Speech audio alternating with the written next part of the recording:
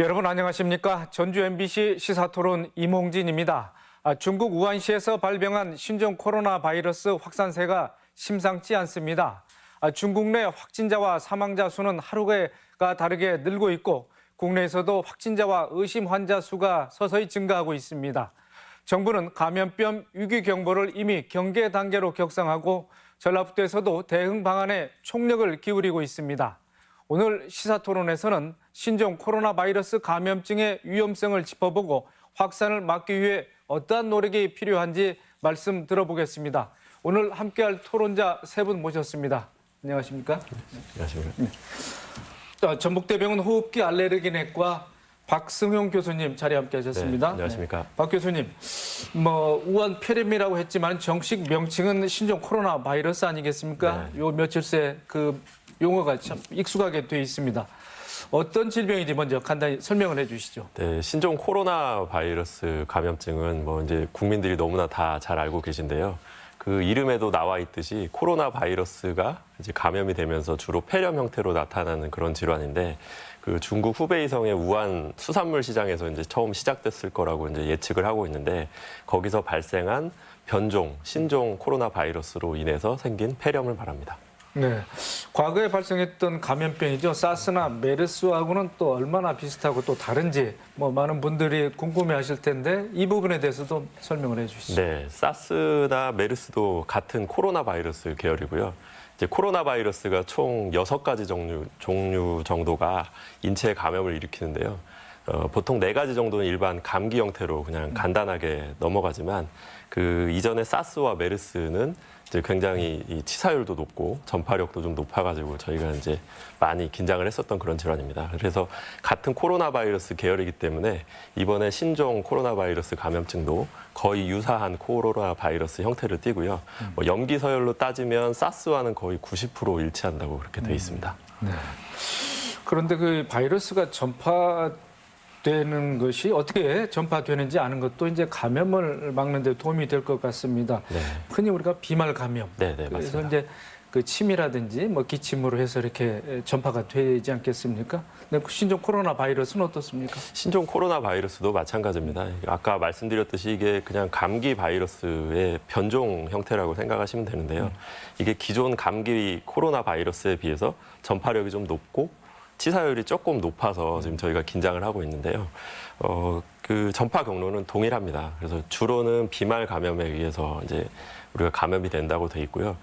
사람 간 접촉, 공기 전파 여러 가지 설이 있는데 아직 그게 명확히 증명되지는 않았습니다. 그래서 비말 감염으로 알고 계시면 되고요. 다만 아까 말씀드렸던 것처럼 전파력이 좀 높고 치사율이 일반 감기보다 좀 높기 때문에 주의를 하셔야 될 필요는 있습니다. 네. 네, 이 자리에 전라북도 보건의료과 강영석 과장님 나오 계십니다. 네, 연일 수고하시고 또 긴장하는 그런 모습이 보이는데, 행정당국에서도 신종 코로나 바이러스 확산을 막기 위해서 지금 총력을 경주하고 있지 않겠습니까? 현재 바이러스의 확산 상황은 어떻습니까? 네, 좀 조심스럽습니다만 그 발원지인 중국의 상황이 좀 매우 위중한 건 사실입니다. 초기에 적절하게 대응을 못해서 그런 부분이 있지만 현재 강력하게 그 이동 제한을 하고 있는 상황이기 때문에 조심스럽게 좋은 결과를 기대하는 부분도 있습니다. 그리고 우리나라는 특히 중국과 인접해 있는 경우이기 때문에 유입 단계에서 철저하게 대응을 하고 있고요. 지역사회 감시 체계를 통해서 굉장히 강력한 방역을 실시하고 있기 때문에 중국과 같은 상황이 벌어지지 않으리라고 생각을 하면서 거기에 최선의 노력을 다하고 있습니다. 해외 상황도 우리와 같이 강력하게 방역 정책을 실시를 하는 나라라면 안전할 수 있겠고, 그렇지 못한 나라들이 많이 있기 때문에 그 해외 상황이라고 하는 거는 좀 주의 깊게 그 정책에 반영을 해야 되는 필요가 있을 것 같습니다. 네, 중국 외에 지금 WHO에서 국제 비상사태를 선포하지 않았겠습니까? 네, 정부 차원 또 국제적인 대응도 있겠습니다만 이 지역에서 전라북도의 대응은 지금 어떻게 진행되고 있습니까? 예. 우리나라뿐만 아니라 해외 상황도 현재까지는 유입에 의한 환자 발생이 거의 대부분입니다. 현재 이제 지역 사회에서의 감염도 일부 보고가 되고 있긴 하지만 지역 사회 그 감시 체계를 강화를 한다면 그 크게 확산되지는 않을 것 같고요. 우리 전라북도도 정부의 정책 방향에 함께 현재 방역 대책반을 행정부지사 주관으로 운영을 하고 있습니다만 오늘부터 도지사를 본부장으로 하는 지역재난대책본부를 가동할 예정입니다.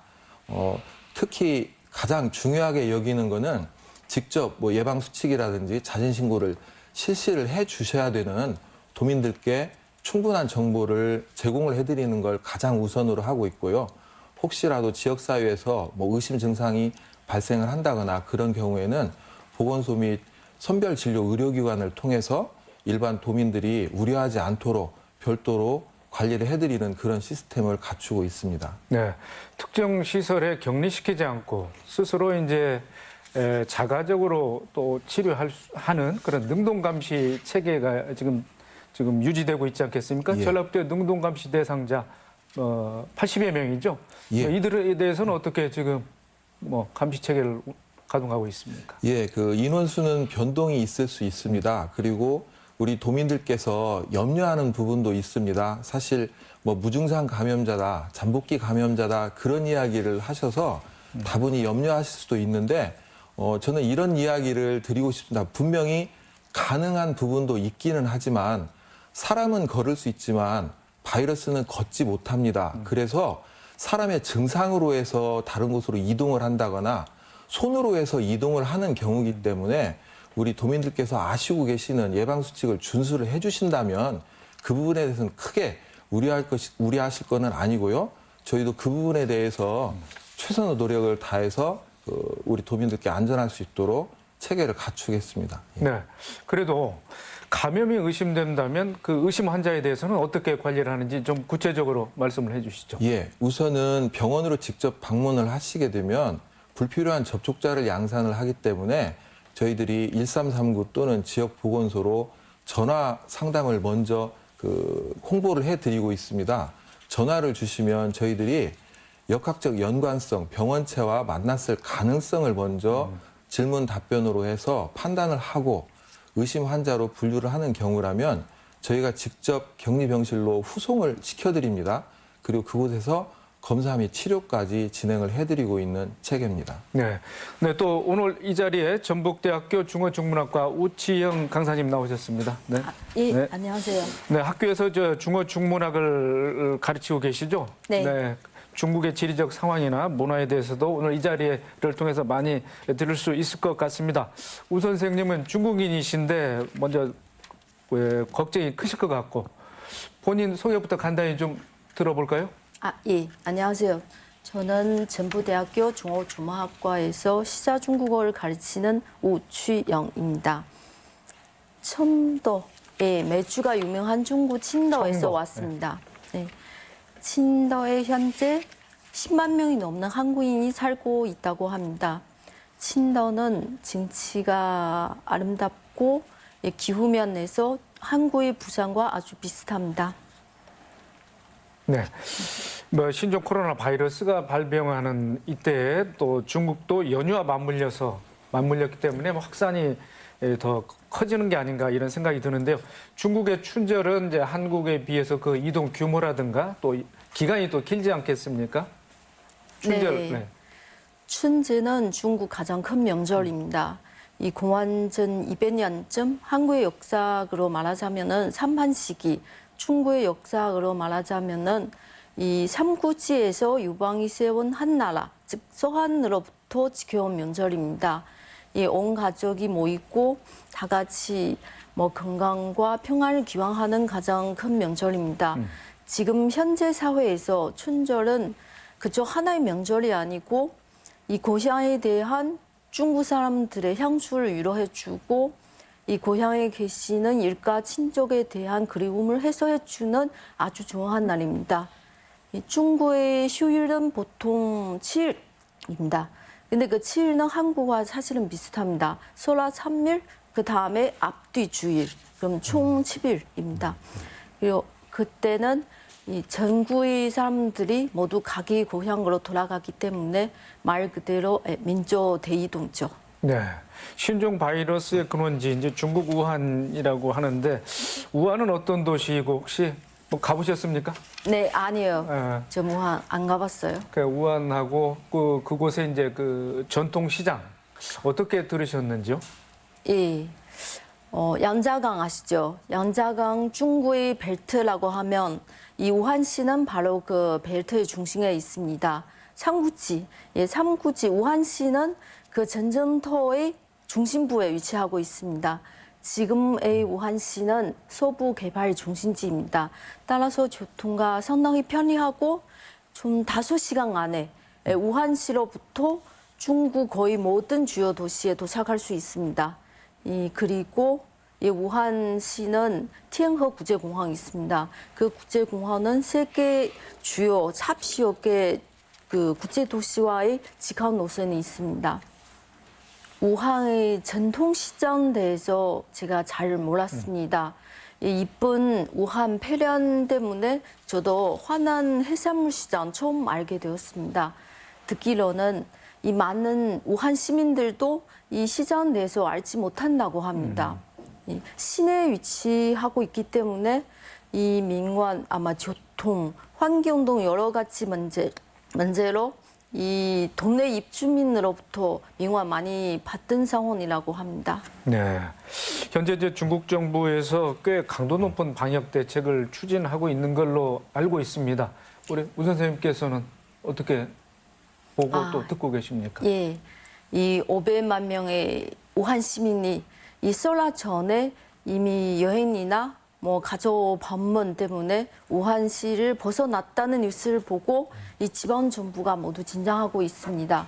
이 우한 징후는 뉴스를 통해 우리 이미 많이 알게 되었고 여기서 각 지방 단체의 노력도 주목할 필요가 있습니다.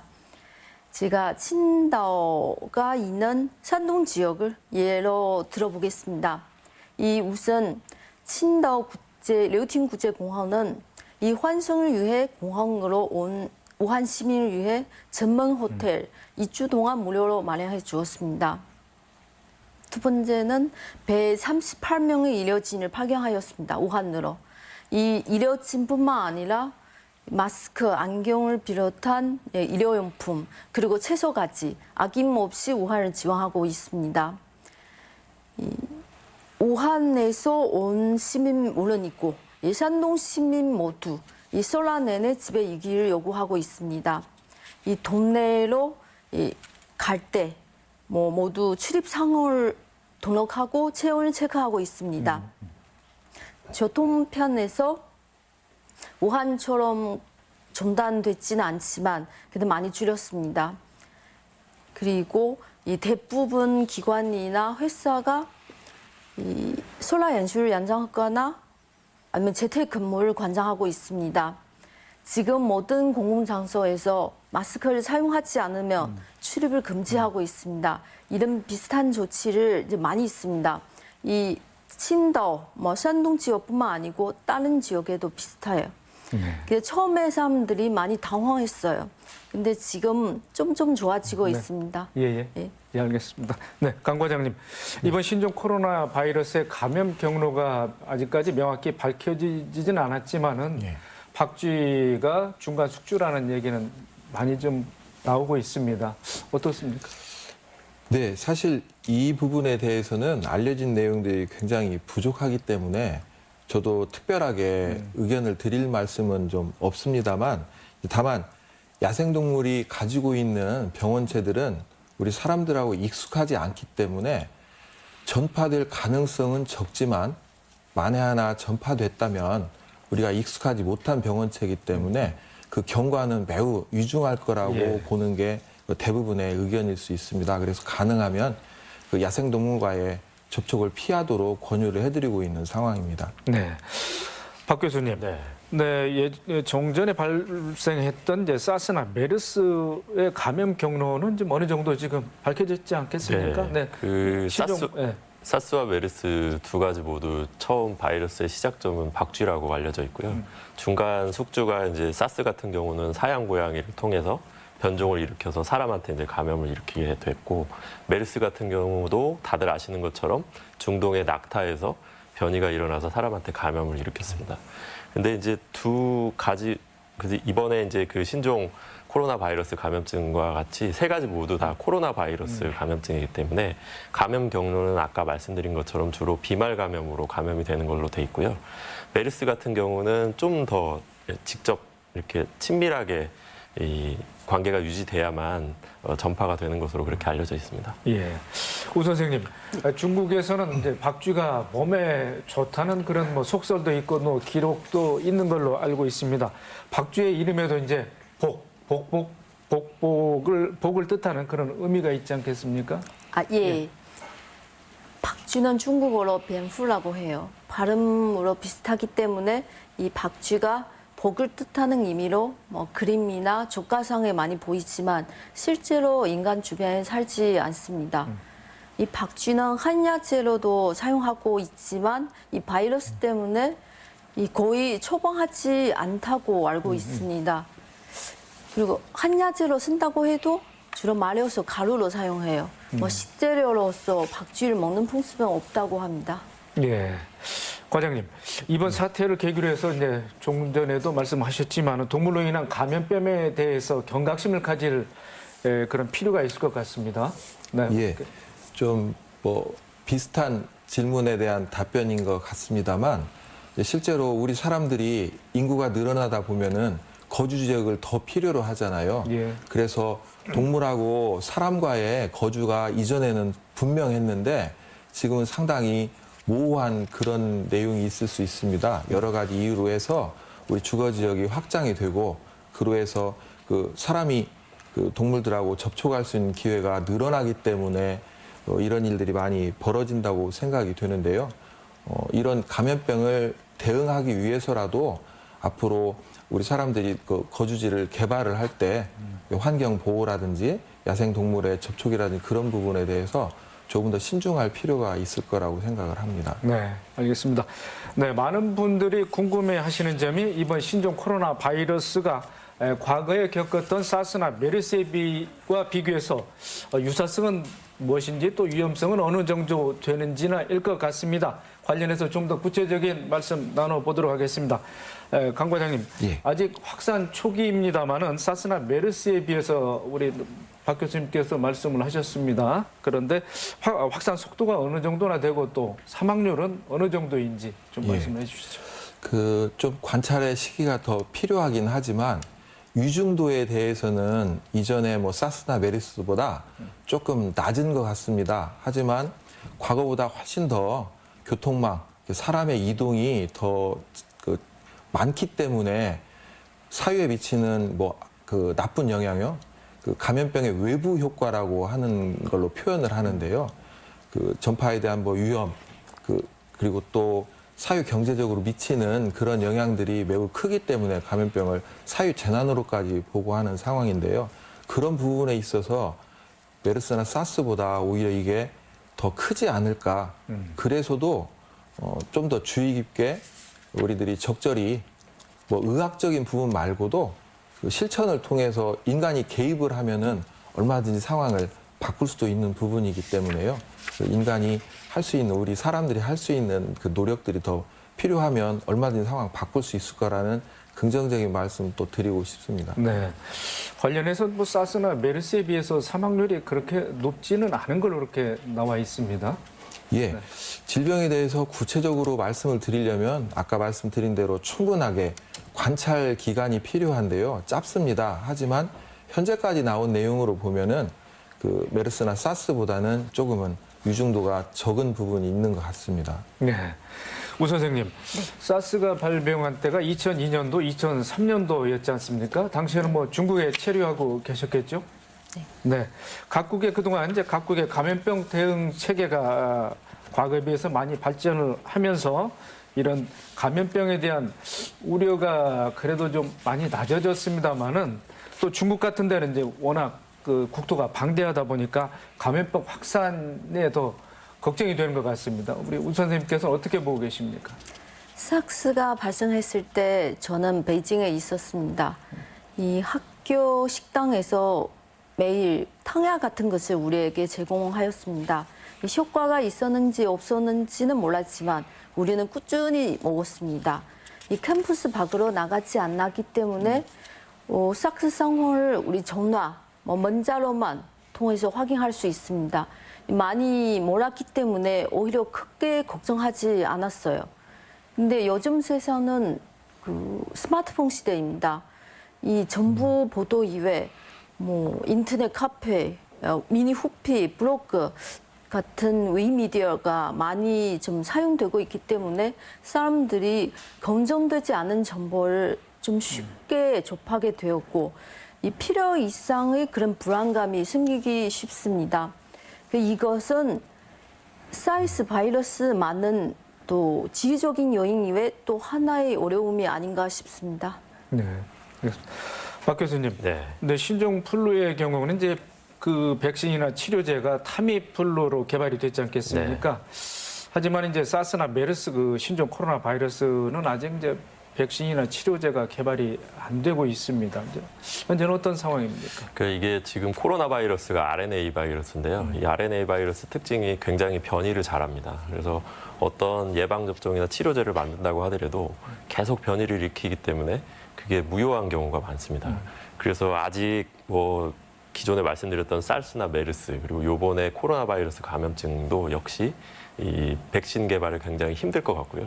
치료제도 몇 가지 지금 실험적으로 물론 지금 치료 기간이 굉장히 짧아서 어떤 치료제가 효과가 있다 없다 판정하기 좀 이르긴 하지만 아직 명확한 치료제도 없는 실정입니다. 네. 그러면 신종 코로나 바이러스의 백신과 치료제 개발에는 어느 정도의 시간이 있을 걸로 그러니까 보고 통상적으로 백신 개발하는데 짧게는 6개월에서 길게는 1년 이상이 걸리는데요.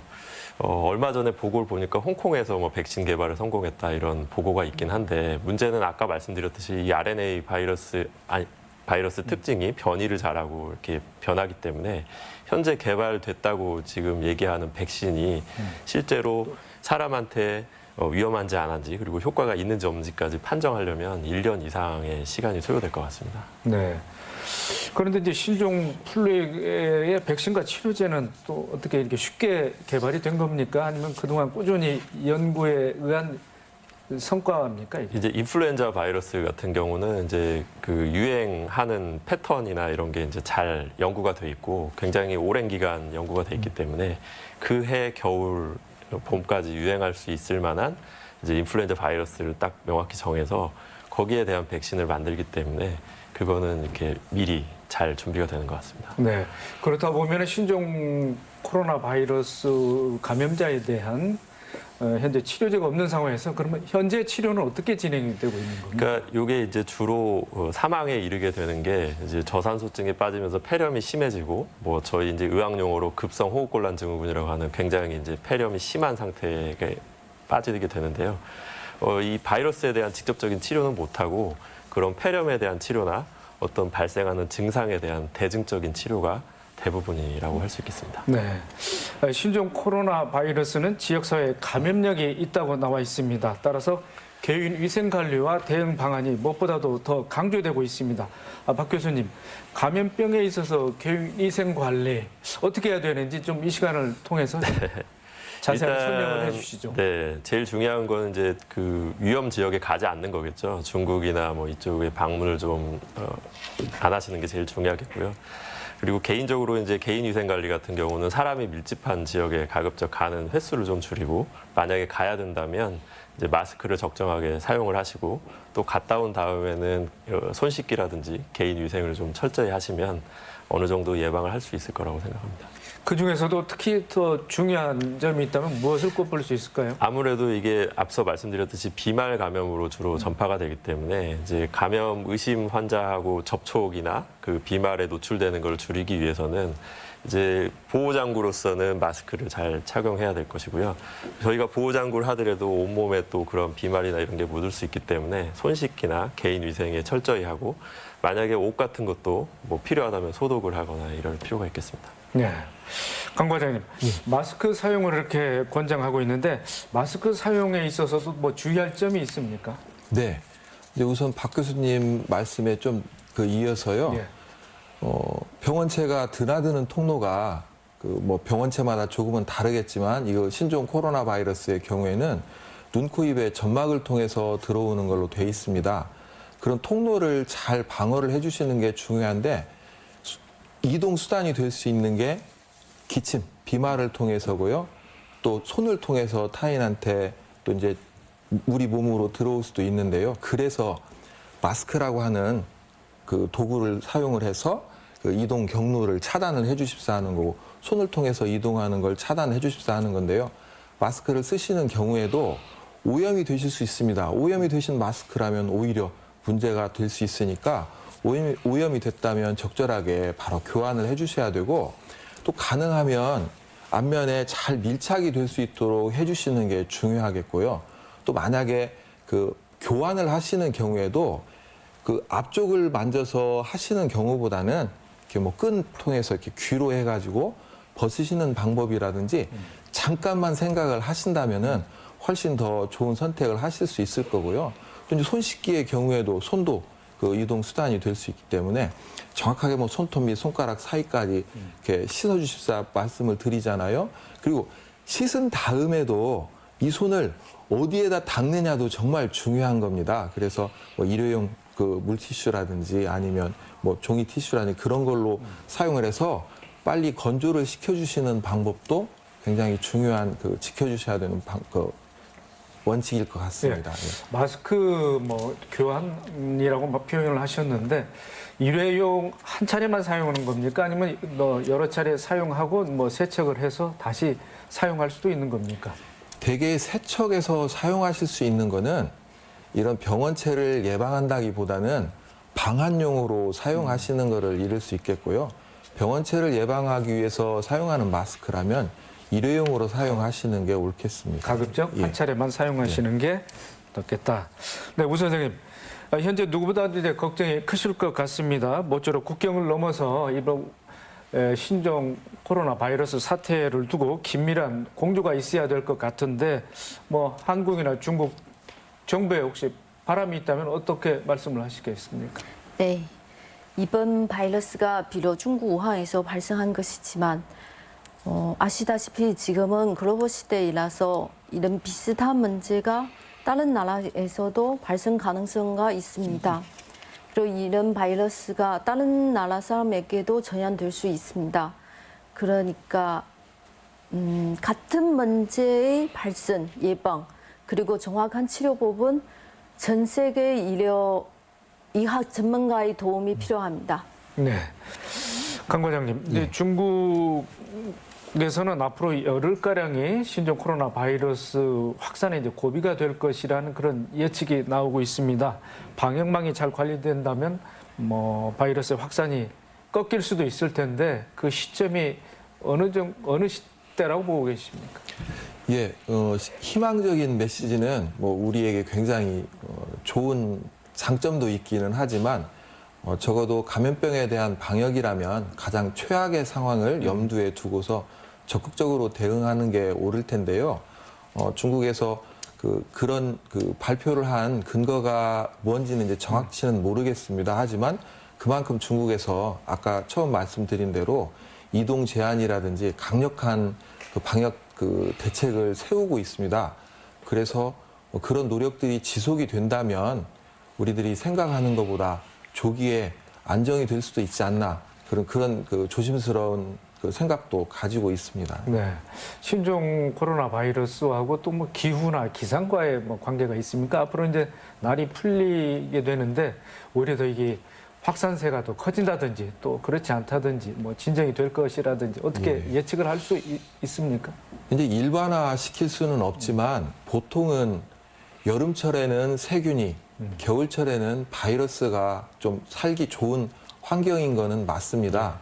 하지만 그 바이러스마다 다 이렇게 제각각 특성이 있기 때문에 기후와 연관돼서 추측을 하는 거는 이 대응에 크게 네. 도움이 되지는 않을 것 같습니다. 네, 알겠습니다. 박 교수님, 네. 신종 코로나 확산을 막기 위해서는 이제 경각심을 가질 필요는 있습니다. 그러나 뭐 과도한 불안감을 갖는다거나 또 인터넷 허위 정보에 또 너무 예민할 필요는 없지 않겠습니까? 네. 네, 어떻게 조언을 해주시겠습니까? 그러니까 지금 이제 과거 저희 나라가 메르스에 한번 홍역을 앓고 나서 이 감염 질환이 생기면 마치 모든 사람이 걸리는 사람이 다 사망할 것 같은 그런 공포감을 국민들이 가지고 있는 것 같습니다. 실제로 메르스 같은 경우는 이제 치사율이 한 35% 정도 됐고요. 우리나라에서는 한 20% 정도 됐습니다. 근데 그거에 반해서 이번에 신종 코로나 바이러스 감염증 같은 경우는 현재 뭐 물론 추이를 더 봐야 되겠지만 현재까지 보고된 바로는 치사율이 많게는 한 3%, 적게는 한 2% 정도이기 때문에 걸렸다고 해서 모든 환자들이 다 안 좋은 경과로 가는 건 아닙니다. 하지만 지금 아웃브레이크처럼 굉장히 급속도로 환자가 증가하고 있기 때문에 이 추이를 잘 봐서 잘 방역도 하고 관리도 하고 이런 게 필요하긴 하지만 너무 심한 공포감을 조성을 하고 환자 한 명 한 명이 생겼다고 할 때마다 굉장히 불안해하고 이러실 필요는 없을 것 같고요. 뭐 도 보건 당국이나 전국적으로도 지금 방역을 잘 관리하고 의심 환자를 관리를 잘 하고 있기 때문에 실제로 예상은 하지만 우리나라는 중국처럼 그렇게 심각한 상황이 초래되지 않을 것 같긴 합니다. 네. 그런데 만약 바이러스가 감염됐을 경우에 생존 기간은 얼마나 될까요? 또 중국산 김치 같은 그 음식물을 섭취해도 괜찮을는지. 이게 뭐 음식으로 뭐 전염이 된다 아직 뭐 그런 게 알려진 게 전혀 없기 때문에 이제 그거는 뭐 나중에 연구 결과를 좀 더 봐야 될 것 같고요. 일반적으로 잠복기를 길게는 한 2주 정도로 보고 있습니다. 그래서 감염이 된다고 하더라도 한 2주 정도 경과를 봐서 특별한 임상 증상이 나타나지 않는다거나 하면 이제 뭐 크게 걱정은 안 하셔도 될 것 같고요. 그 잠복기가 지나면 실제로 증상이 나타나지 않는다면 전염력이 거의 없기 때문에 주변 사람들하고의 뭐 접촉이나 이런 것도 크게 제한할 필요는 없을 것 같습니다. 네. 과장님, 왜 이런 코로나 바이러스에 의해서 의심 증상이 나타난다 할 때 어떻게 해야 대처해야 될지 뭐 끝으로 한 말씀 해주시죠. 네. 지금은 중국 방문 관련해서가 아니고 또 지역사회에서도 약간의 우려가 있는 부분이기 때문에 우리 국민들께서 조금의 의심 증상이 있는 경우라면은 그 개인적으로 의료기관에 방문하시지 마시고 1339 또는 지역보건소로 전화를 주시면 저희들이 병원체와 만났을 가능성을 따져서 의심 환자로 분류가 되는 경우라면 서두에서 말씀드린 대로 이송부터 검사 치료까지 모든 체계를 갖춰서 제공을 해드리고 있습니다. 네, 알겠습니다. 네, 지금까지 신종 코로나 바이러스의 확산세와 또 우려되는 점, 과거에 발생했던 감염병과 또 비교를 해봤고요. 앞으로 확산을 막을 방안에 대해서 짚어봤습니다. 끝으로 오늘 출연자들께서 못다 하신 말씀이나 또는 강조하실 부분 있으면 간단하게 한 말씀씩 해주시고 가겠습니다. 네, 우 선생님. 네. 중국의 의료진과 많은 사람들이 이번 바이러스 확산 예방에 최선을 다하고 있습니다. 대부분 사람들이 이렇게 우한이 오늘은 우리 내일일지도 모른다라는 마음으로 우한을 응원하고 있습니다. 그래서 이번 기회를 통해 저도 그들을 응원합니다. 그리고 손을 내밀어 도움을 주신 많은 한국 분들에게 감사의 말씀을 드립니다. 감사합니다. 네, 우리 박 교수님. 네, 저는 아까 말씀드렸던 거를 다시 한번 강조하고 싶은데요. 지금 문제가 되고 있긴 하지만 실제로 치사율이 예전 메르스나 사스에 비해서 굉장히 현저히 낮기 때문에 이 지금 감염증이 확산되는 거에 대해서 관심을 가지시고 방송을 청취하시고 하는 건 좋긴 하지만 너무 심한 공포감을 조성하거나 그런 공포감을 조성하는 기사에 현혹되지 않으셨으면 좋겠습니다. 네. 마지막으로 강 과장님. 예. 사람은 몸하고 마음으로 구성이 돼 있습니다. 지금 위기가 어쩌면 마음을 다칠 수 있는 그런 상황일 수도 있는데요. 우리 국민들께 새로운 정보가 필요한 것 같지는 않습니다. 현재 아시고 계시는 것을 실천해 주시고 또 이 위기를 함께 극복할 수 있는 계기로 만들어줬으면 하는 바람입니다. 네, 알겠습니다. 네, 오늘 시사토론에서는 신종 코로나 바이러스 확산을 막을 방안에 대해 각 분야 전문가들을 모시고 이야기 나눠봤습니다. 모쪼록 이번 방역 대책이 빠른 시일 내에 효과를 거둘 수 있길 기대해보고요. 반복되는 감염병 예방을 위해서는 개인위생 관리와 협조가 무엇보다 필수적인 것 같습니다. 끝까지 지켜봐 주신 시청자 여러분, 그리고 토론에 적극 임해주신 출연자 여러분 고맙습니다. 다음 이 시간에 뵙겠습니다.